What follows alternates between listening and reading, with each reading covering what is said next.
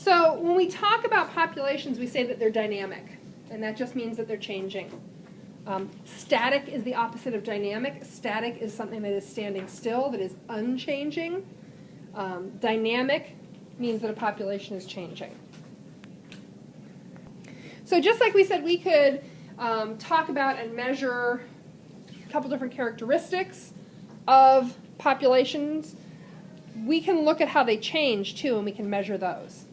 And these are pretty obvious, they're pretty self-evident. So the big measures we look at are the birth rate, the death rate, and then we'll talk a little bit about life expectancy. It's not what you think it is.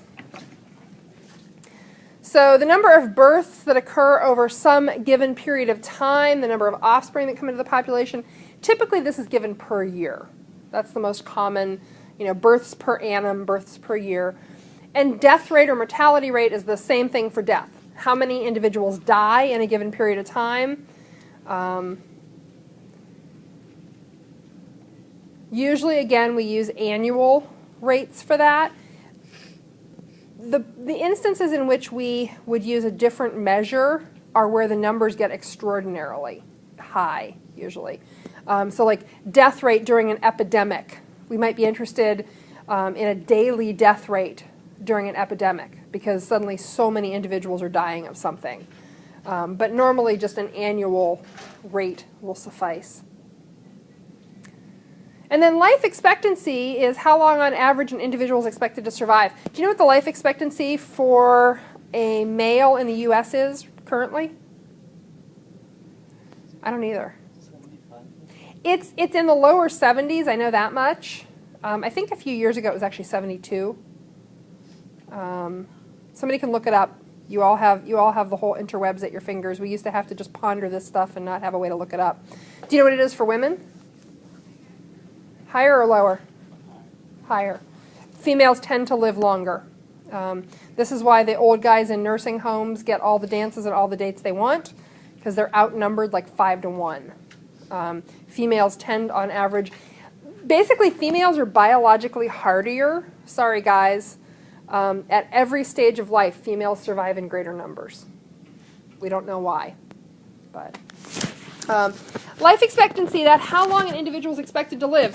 So if you have, how many of you have heard this? During the Middle Ages, people only lived to be like 40. You've heard that. Is it true? It is? So there were no 70-year-olds. Okay, well, here's the thing about averages. If I take an average of how long people live, let's do this on a separate slide. If I have somebody who lives to be 70, and I have somebody else who lives to be 70, and I have somebody else who lives to be 0 years old. What is somebody who lives to be 0 years? They're dying before their first birthday. How do I get an average here? Divide by 3. So what does that give me?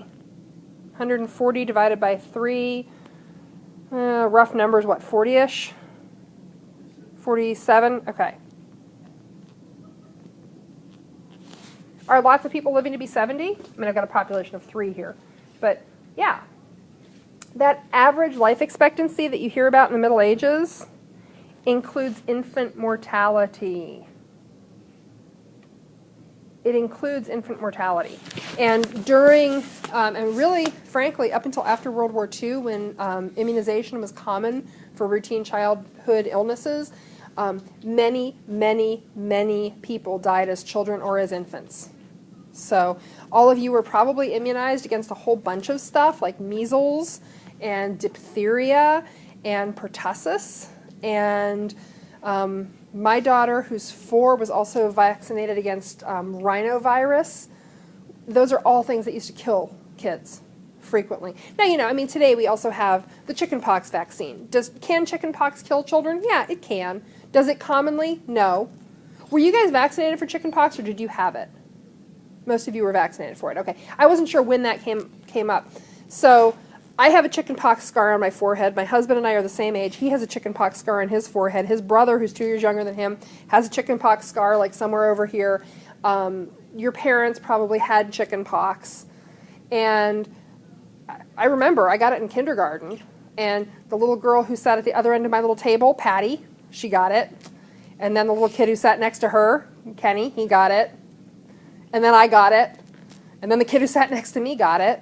Because it was a highly transmissible infection. It's not a big deal for most healthy, otherwise healthy 5, 6, 7, 8-year-olds. Not a big deal. For an infant, it can be more serious. Pertussis is one that we vaccinate against today. Pertussis shows up in adults all the time. You've probably had it as an adult if you haven't had boosters. And in adults, it seems like a cold with this hacking cough, and then the cough kind of lingers. It hangs on for a few weeks. So, and it's not a big deal. If you're an otherwise healthy adult, not a big deal. You have that cough that lingers for a few weeks. Yeah, doesn't hurt you. It kills infants. Kills them. Fairly commonly. Doesn't kill every infant who contracts it, but it kills infants. When my daughter was born, we asked all the grandparents and the aunts and uncles, hey, please go get a booster, because the big risk is unvaccinated adults, because babies can't be vaccinated for it until they're 6 months old. So up to that 6-month mark, they're vulnerable. So this life expectancy figure, that was a sidetrack, but that life expectancy figure for like the Middle Ages, we say, oh, life expectancy was 40. There were plenty of 70-year-olds. There were plenty of 75-year-olds. But on average, when you average in all the basically dead babies and dead children, you have a much lower average. So don't be fooled by average life expectancies. It is an average. If one person lives to be 103 and somebody else dies when they're 1 year old, you have an average life expectancy of 51.5? Averages can be thrown off by outliers. Okay, so population dynamics, death rate, birth rate, life expectancy. When we measure changing populations, population dynamics, we're looking at the growth rate. Growth rates can be positive or negative. Positive growth rate means the population is getting bigger or smaller? Bigger. Negative growth rate means the population is shrinking. And this is pretty self-explanatory. It depends on births, deaths, emigration, immigration. Those are the 4 factors that contribute to growth rate. In general, we assume that immigration and emigration cancel out. In most populations, that is true. Both in human populations and in wildlife populations. There are some populations, some living things where we can look at populations and there is no immigration or emigration. Can you give me an example of a species where you would not expect to see immigration or emigration?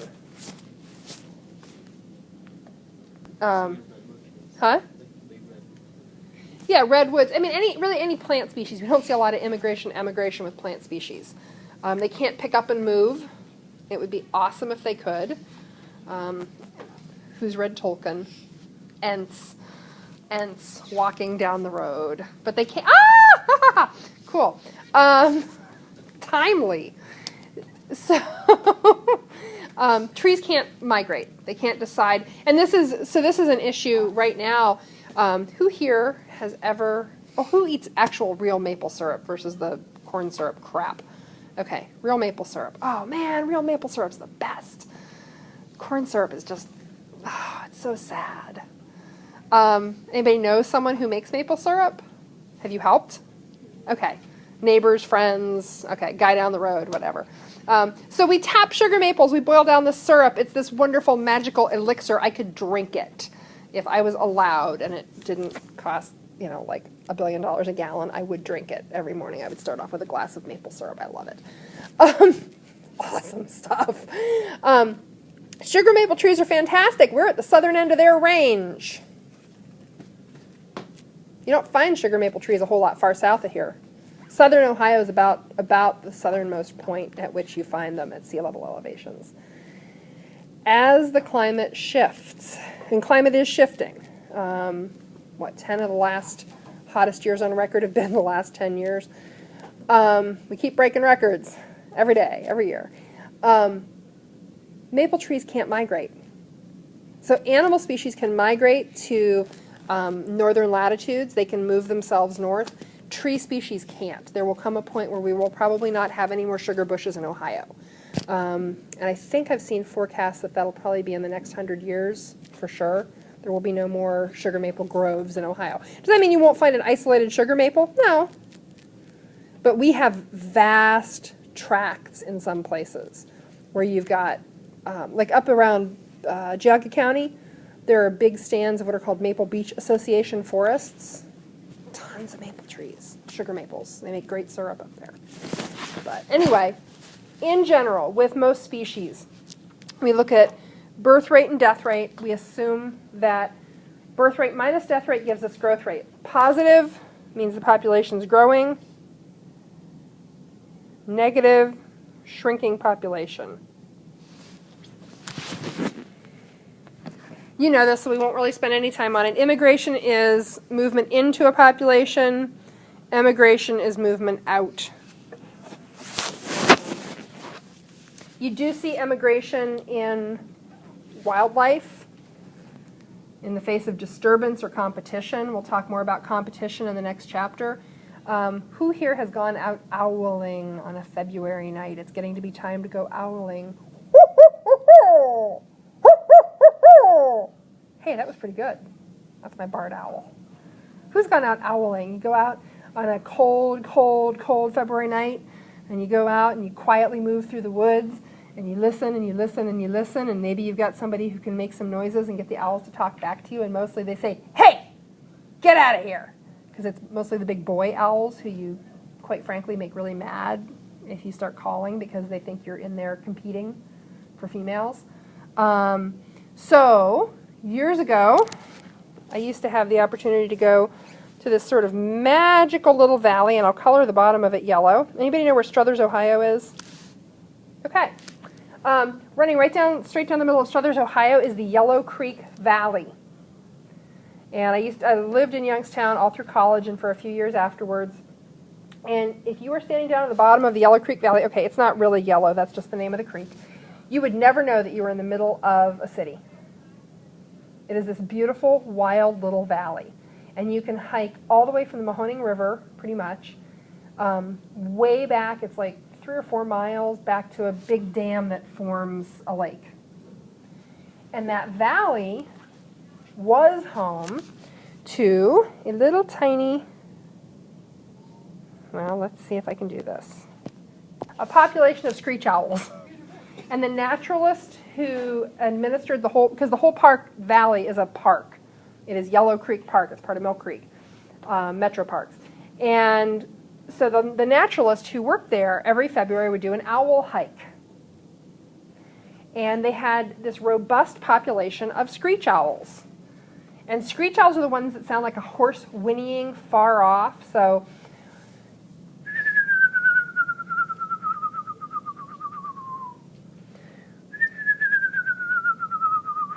my screech owl's not as good as my barred owl, but that's okay. So these little quivering, whistly sounds. You go out at night with a tape recorder, you play screech owl calls, or you just do them, and basically you tick off all the male screech owls and they'll start talking back to you because they want to know who's in their territory.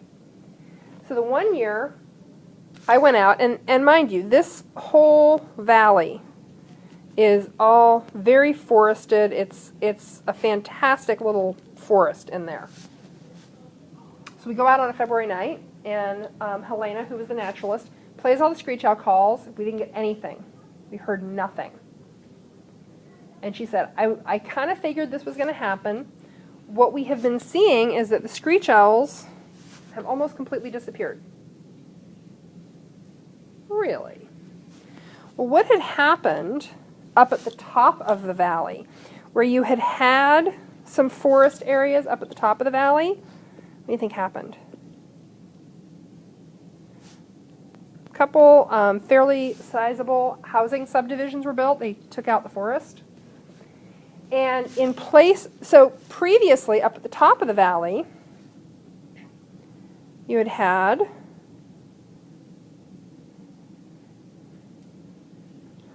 larger owls.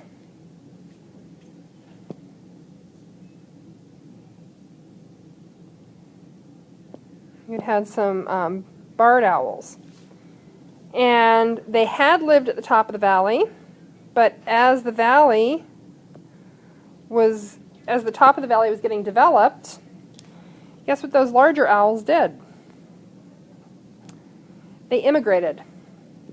They moved down into the valley. And they chased out, they did two things. Some of it you saw, so they immigrated. You saw some degree of emigration where those little screech owls were moving out to find other habitats and moving further down the valley. You also just saw competition with the screech owls not being able to compete. The thing that she said is screech owl, so there's sort of a hierarchy with owls, and you can equate this to like teenagers too, or middle schoolers. The littlest one's the one who's going to get picked on first, and they're going to get picked on by the medium-sized one. And the medium-sized one's going to get picked on next, and they're going to get picked on by the bigger one. And that bigger one isn't going to get picked on by anybody. Nobody's going to mess with them. And the screech owls are typically the first to be displaced. They're the smallest of the owl species. And in this case, when the barred owls immigrated into the Yellow Creek Valley, they displaced the screech owls. So she then queued up the tape and did a couple barred owl calls, and we immediately got response. So that kind of nicely confirmed her hypothesis that the barred owls had chased out the screech owls. Okay, with that, talking about populations affecting one another, the sheet that you're going to have to do is an exercise in a couple things, counting, doing math, and graphing. So you are going to use the numbers up here to figure out the population change for deer every year. You're going to start with the initial population, add up all the baby deers that are born, and subtract all the deer that die. The number you put in this last column is just going to be plus so many or minus so many. I have calculators over there. You can use the calculators on your iPads. Either is fine. I want you, in addition, to note A is the what, and we just used this word today. B is the what. And this column is A. These two columns put together are B. Okay? The graph on the bottom, here's the thing I want you to notice. The number of deer is the scale over here. The number of wolves is the scale over there. They are different scales, and you're graphing them on the same graph. Yes, it's legal. It's a little bit weird, but we do this sometimes with wildlife populations. Make sure you use two different colors. You can do this as a line graph, meaning you plot the individual points and then connect the line. And I have colored pencils over there because you will need two colors for it. I would suggest doing it in pen or pencil first, and then just color over it with colored pencils. There are some questions on the back. While you guys are working on that, and these will be due tomorrow, while you're working on that, I'll come around and check your vocabs part A and B. That's it.